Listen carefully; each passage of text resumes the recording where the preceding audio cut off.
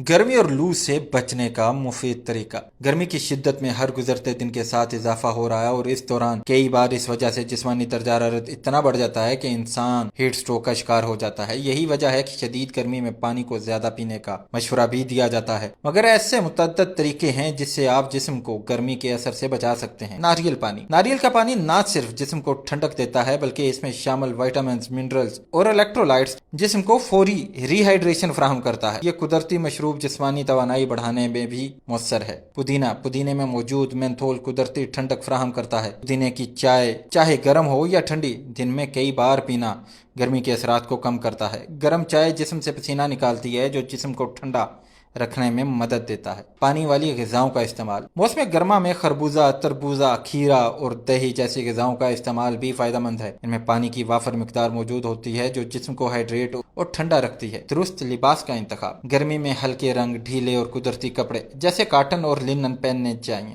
धूप में निकलते वक्त सन ग्लासेस, टोपी या छतरी का इस्तेमाल करें ताकि सूरज की शुआओं से बचा जा सके। एलोवेरा का जेल जिल्द पर लगाने से फौरन ठंडक का एहसास होता है। बेहतर असर के लिए जेल को फ्रिज में रखकर इस्तेमाल करें। अगर लगाना ना चाहें तो 2 चम्मच एलोवेरा जेल 1 कप पानी में मिलाकर पी सकते हैं। मेथी दाने की चाय।